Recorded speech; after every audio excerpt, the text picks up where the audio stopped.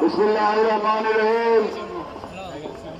শিক্ষা, শান্তি আর প্রগতির পতাকাবাহী ছাত্র সংগঠন বাংলাদেশ ছাত্রলীগ মৌলভীবাজার জেলা শাখার আজকের এই প্রতিবাদ এবং বিক্ষোভ মিছিলে উপস্থিত আছেন মৌলভীবাজার জেলা ছাত্রলীগের অহংকার, জেলা ছাত্রলীগের বিপ্লবী সাধারণ সম্পাদক, আপনাদের অত্যন্ত প্রিয় ছাত্র নেতা জনাব মাহবুব আলম।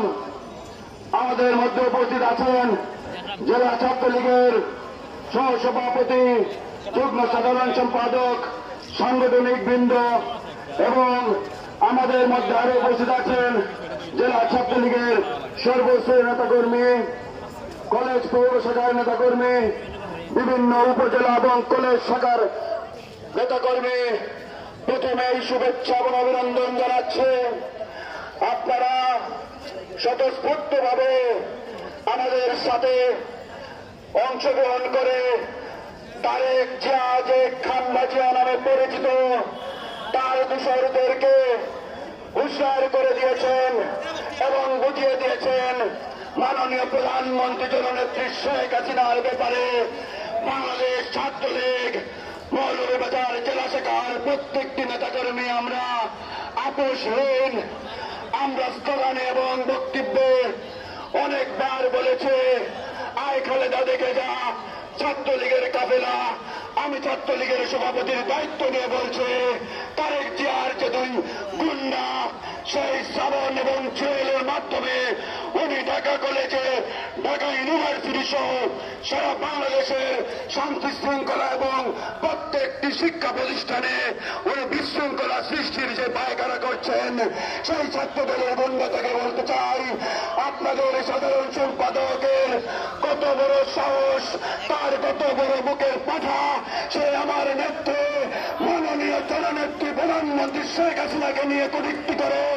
আমি যারা ছাত্রলীগের সভাপতি হয়ে তাকে ওপেন চ্যালেঞ্জ করতে চাই, সেই জুয়েল সহ ছাত্র দলের সকল নেতা কর্মীদেরকে আমাদের সাথে মুখোমুখি হওয়ার জন্য আহ্বান জানাচ্ছে। তারা প্রত্যেকবার আমাদেরকে বলে থাকে আমরা প্রশাসনের ভাইদেরকে সম্মান করি বলে, তারা প্রত্যেকবার বলে থাকে প্রশাসন ছাড়া তারা আমাদের মুখোমুখি হতে চায়। গত 5 দিন যাবৎ দেখছে শুধুমাত্র ছাত্রলীগের বাইরের মাঠে ছিল তোদের মতো কুলাঙ্গাররা রেস গুলিয়ে বেগে গিয়েছে। আমারও তোদেরকে আমার যারা আহ্বান করছে, ছাত্রলীগের সাথে প্রশাসন ছাড়া কখন কোথায় মোকাবেলা করতে হবে সেই আহ্বান জানাচ্ছে এবং চ্যালেঞ্জ ছুড়ে দিচ্ছে। সংগ্রামী ভাই বন্ধুগণ, আপনারা জানেন তারেক জিয়ার মা খালেদা জিয়া যে চুরির দোষী হয়ে আজকে জেল এবং কারাবরণ করছে, তারই ছেলে যে চুরির অভিযোগে দেশ ছাড়া হয়ে আছে। মা এবং ছেলে দুইজন মিলে আজকে ছাত্রদল সমাবেশ দেখতে পেয়েছে।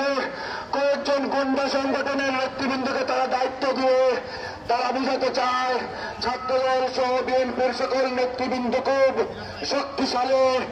তারা বিভিন্ন সময় আমাদেরকে হুঙ্কার দিয়ে বলে, আমরা টিভি এবং মিডিয়ার মাধ্যমে দেখতে পাই যে তারা বলে ছাত্রলীগের সাথে মোকাবেলা করতে চায়। তাদের সিনিয়র নেতৃবৃন্দ আমার নেত্রীকে নিয়ে, আমাদের দলকে নিয়ে কটূক্ত করে।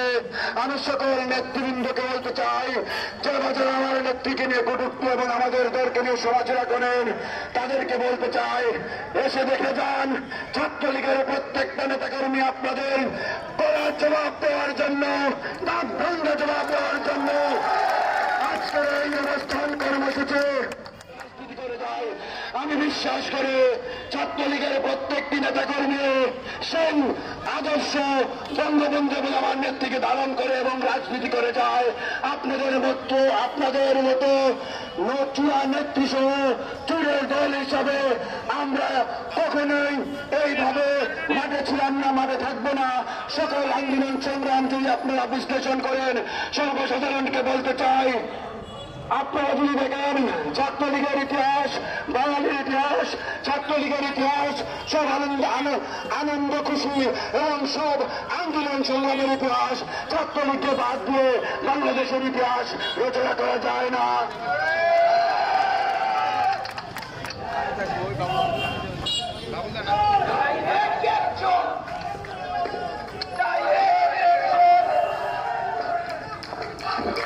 সংগ্রামী ভাই বন্ধুগণ, আমরা ছাত্রদলের গুন্ডাদের বলতে চাই, আপনারা শুধুমাত্র এসি রুমে বসে ফেসবুকের মাধ্যমে আপনারা বার্তা পাঠিয়ে দেবেন এবং ছাত্রদলের গুন্ডাদের লেগিয়ে দিবেন।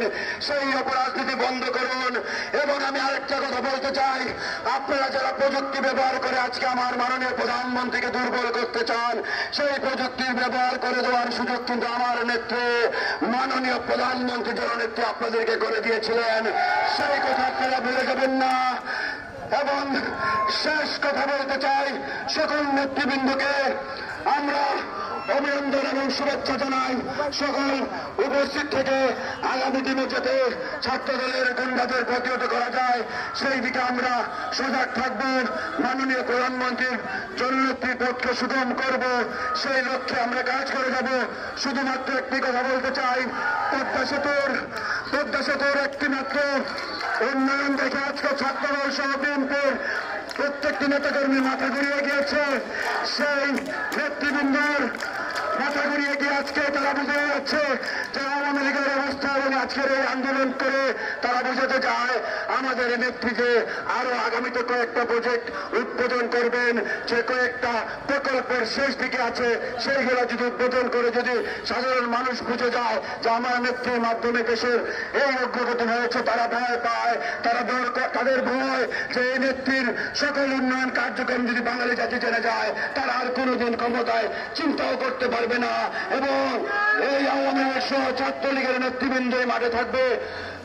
সংগ্রামী ভাই বন্ধুগণ, সবাইকে আবারও জেলা ছাত্রলীগের পক্ষ থেকে এবং আমার ব্যক্তিগত পক্ষ থেকে সবাইকে শুভেচ্ছা অভিনন্দন জানাচ্ছি।